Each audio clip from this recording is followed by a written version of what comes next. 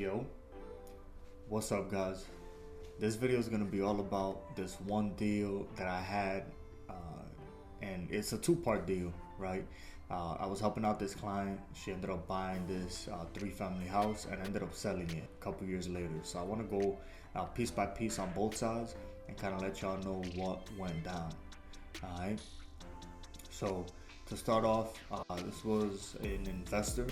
She was looking to buy a three-family. She was looking all over the place.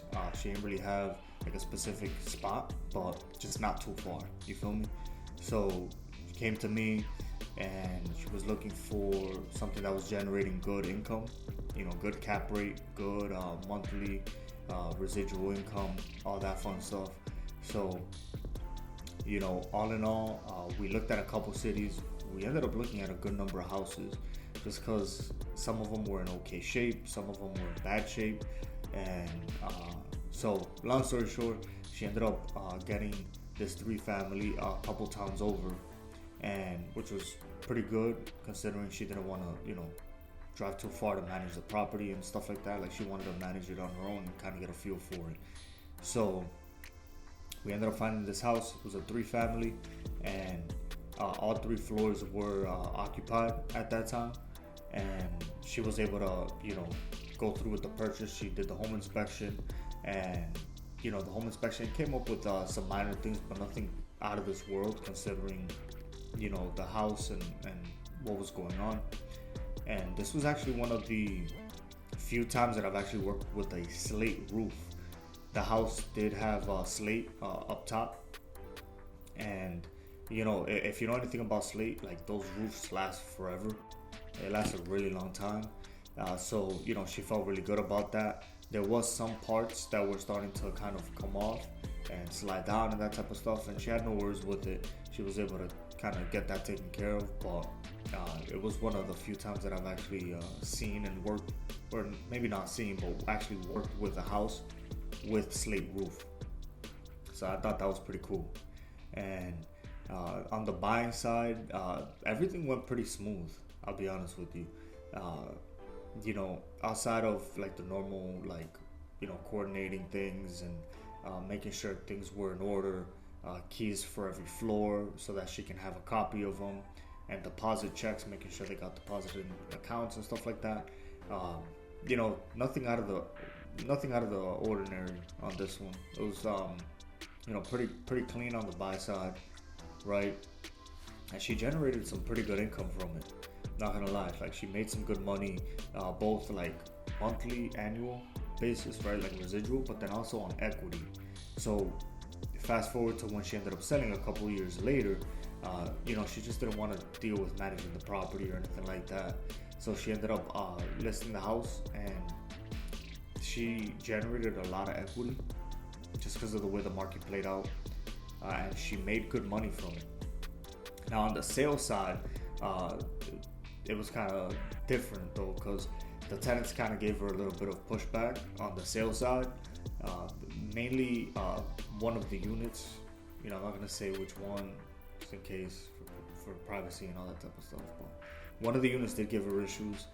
And so when she ended up going to sell, this tenant ended up giving me, as a realtor, problems with getting showings in, right? She would throw any kind of excuse to not let people in. Some were understandable, I'm not gonna lie, but a majority of it was like, are you being serious right now? Or she might confirm and then cancel last minute, and you know, that type of thing, right? So all in all, you know, they kind of began to have issues, and I think that's why she ended up selling, right? Because she just didn't want to deal with that type of stuff anymore. But that's what you get, you know. It's not all confetti and you know, banners and all that type of stuff, guys. Like, real estate as a whole, it's not easy. Like, people will say it's passive income. Real estate is passive. No, it's not. No, it's not. Even if you have a property manager, and even if you have all the right tools in place, you still have to make decisions, and you still have to decide what you want to do. So is it passive? Not 100%. Nothing's 100%, right? But with the right systems in place, could you get it close to? Yeah, for sure, no doubt about it. But in this case, she had to deal with all the property management, the repairs, the coordinating, communicating, and all that type of stuff. So, she got to a point, where she kind of just got over it. Good thing is though, she did generate some good money in the short term and in the long term with equity. So I guess it all kind of worked out for her, which is great. I always love to see my clients win and be in a position where they feel like they made the right choice. All right. So my thoughts at the time is that it might be worth bringing in your own tenants instead of inheriting some. And I know it's hit or miss when it comes to tenants, right? It's hit or miss being, property owner myself and being a landlord and all that type of stuff. It really is hit or miss, but if you can just, kind of choose your own tenants, it might be more worth it. And again, it's not to say that one of them might not turn out to be not that great, but at the end of the day, inheriting somebody else's tenants, expectations, and how they were kind of running things before, it can be a little bit tougher, I'm not gonna lie, right? I will say this though, to get a house, especially like a 3 or 4 family, completely vacant it's nearly impossible. It's nearly impossible. Like, let's just call it for what it is. It's very, very tough, first of all, to even get the offer accepted, and second of all, for that seller or that owner to vacate the whole property, eat up the cost of having a vacant property to then sell the house, right? So the reality of it is that not a lot of multifamilies get sold completely vacant. Usually you'll get your 1 unit or maybe even 2 units vacant. For the most part, for all of them to be vacant, it's almost impossible. All right. So just wanted to let you guys know what went down with this one.